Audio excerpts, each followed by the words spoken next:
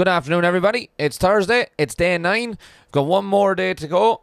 Remember that as well as delivering this course for free, I want to give you guys as much free stuff as I can. Click the link in the description of this video to download my free guide, my top 10 tips to kickstart your musical career. Or you can just download that from my website at oneladmusic.com/top 10 tips. Download. There's loads of other free stuff up there, free card sheets and all that. I'm working on a free book to send Ollie.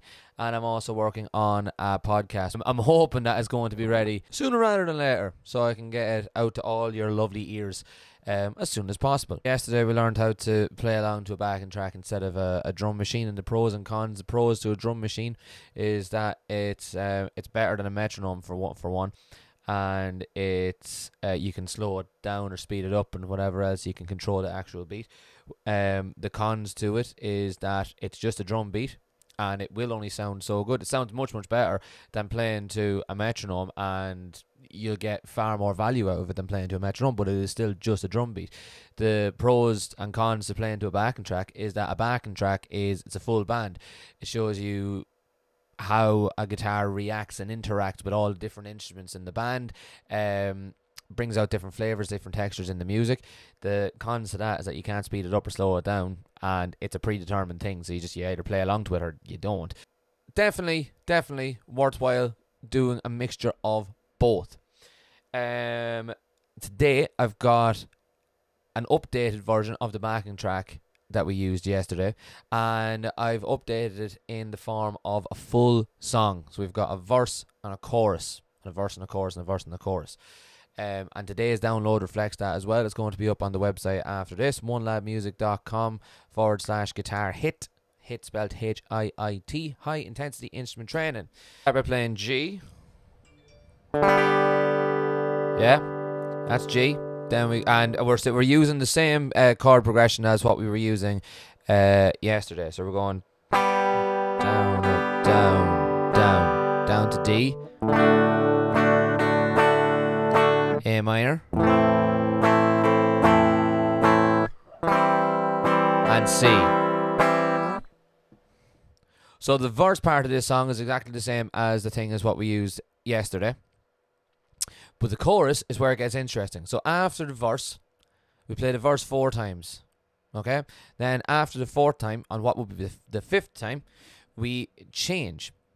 We then play E minor. I'm going to shift over this way a little bit. There we go. So it goes C,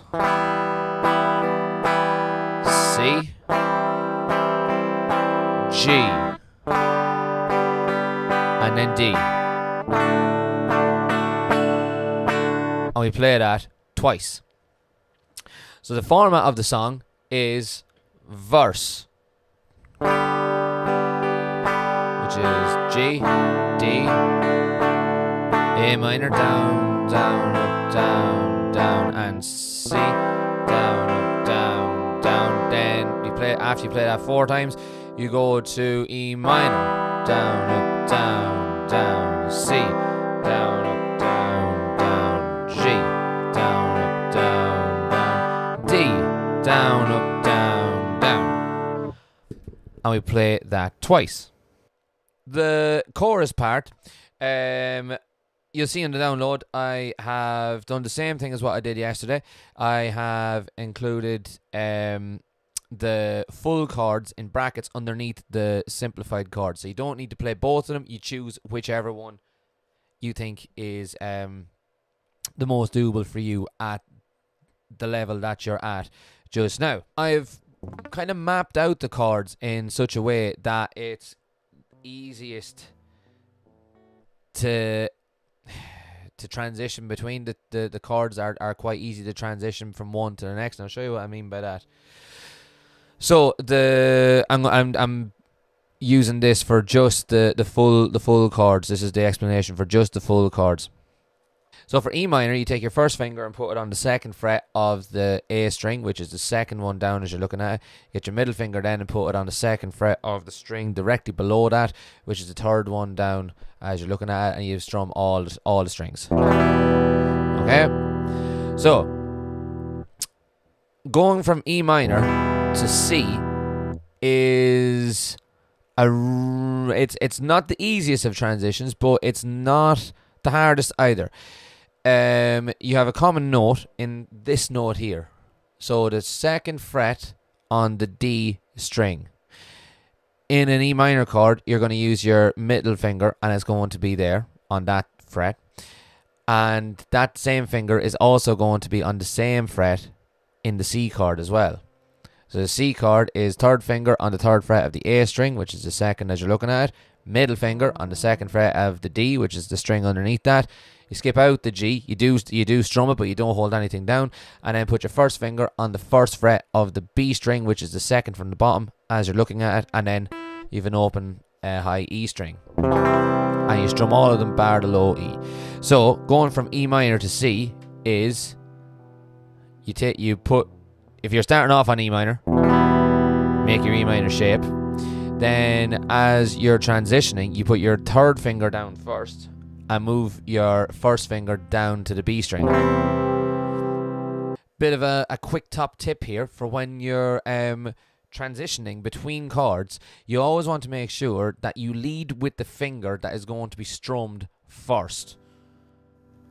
By that I mean you're playing an E minor chord. The next chord you want to play is a C. So if you're strumming down, the first string that you're going to hit that has a finger on it is the second string as you're looking at it, the A string, which you're going to have your third finger on the third fret. Okay? So, as you're strumming, you want to make sure that that finger is there first. Because as you're strumming, the time it takes for your hand to travel from the top of the guitar to the bottom is very, very small, but still gives you just the slightest fraction of a second to get your C shape sat properly. Then going from a G to a D, there's not really any common notes really between the C and the G. You just have to go from the G chord.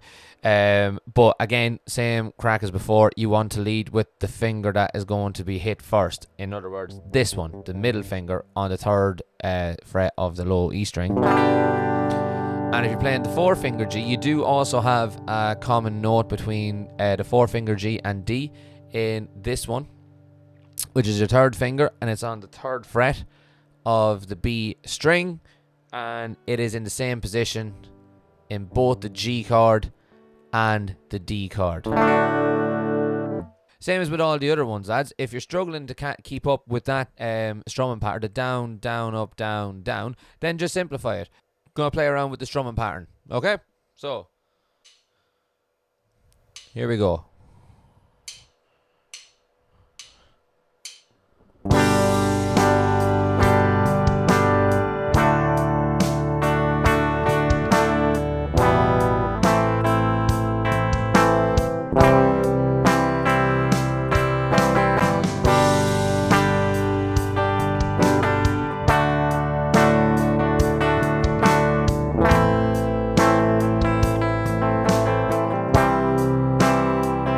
Now simplified.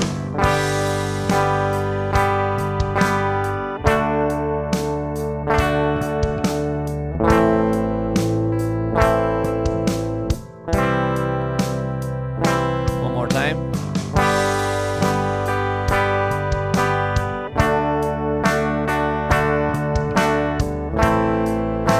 Here comes the chorus. 1, 2, 3, 4.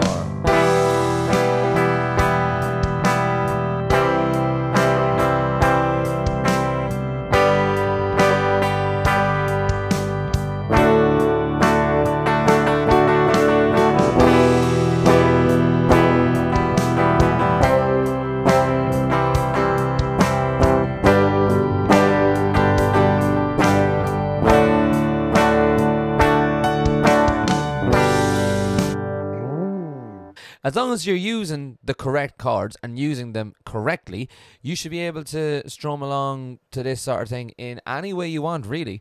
You don't have to limit yourself to just the one strumming pattern. I've given you a strumming pattern to give you something to work towards and give you something to be answerable to. Is that the right way of saying it? But let your creativity run riot. Yeah. only you are going to be able to play the song the way that you play it, and hopefully that's going to be way better than what I can do or what anyone else can do. So let's leave it today. Christ, that's like let's leave it there for today.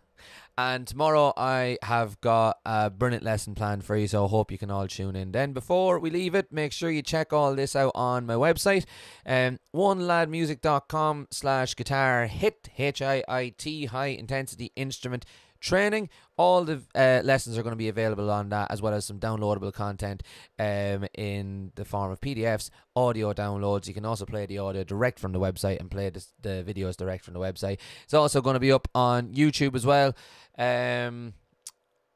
If you have any questions, send me an email, barry@oneladmusic.com. Fill out the contact form on my website at oneladmusic.com, or send me a message on Facebook at One Lad Music Services, Instagram is One Lad Band, and so on and so forth. I'm going to see you all again for tomorrow for the final day of Guitar HIIT at 12 o'clock on Facebook. See you then, boys. Cheers.